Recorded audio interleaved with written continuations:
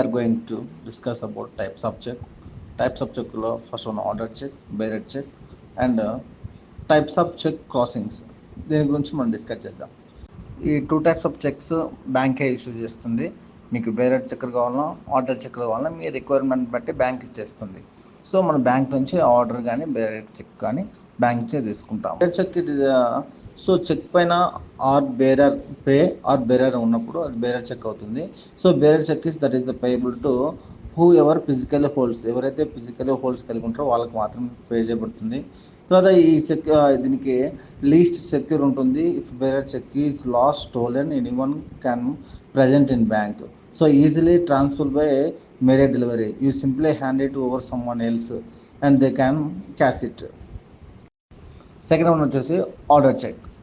Order cheque means cheque పైన ఇక్కడ నేము తర్వాత order. So order cheque means cheque that is payable only that specific person or entity whose name is mentioned as the pay on the cheque or to someone they specifically endorse it.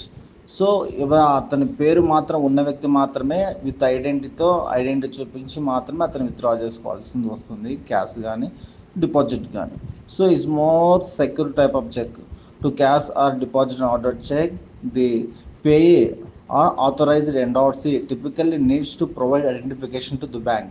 So ఇది important. ఇది unauthorised persons ఎవరు కానీ catch చేసుకోలేరు, లేకపోతే stole చేసుకోలేరు. ఎందుకంటే so ఈ order check కాబట్టి ఆ ఆర్డర్ పైన ఆ చెక్ పైన ఉన్న పర్సన్ మాత్రమే దీన్ని విత్డ్రా చేసుకోగలుగుతాడు.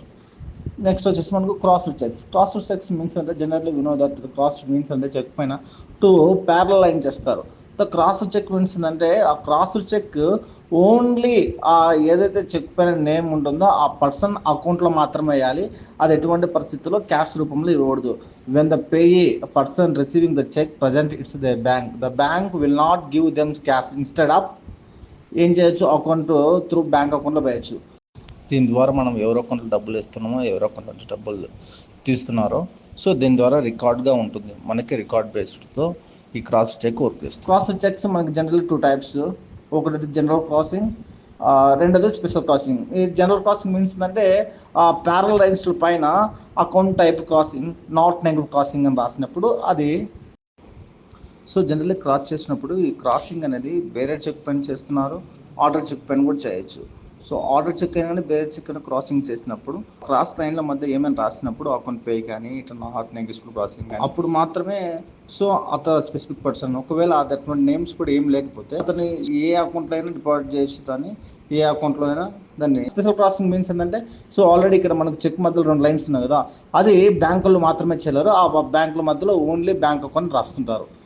స్పెషల్ క్రాసింగ్ అనేది కేవలం బ్యాంక్ వాళ్ళు మాకు చేస్తారు. ఆ నేమ్స్ మధ్యలో సో బ్యాంక్ నేమ్ కానీ సో అదే నాట్ నెగోషియబుల్ క్రాసింగ్. సో ఇలా బ్యాంక్ నేమ్ రాసినప్పుడు ఓన్లీ అకౌంట్లో అతనికి ఏ అకౌంట్ పలానా బ్యాంకులో ఉందని ఆ బ్యాంకులో మాత్రమే ఆ చెక్ డిపాజిట్ చేయాలి.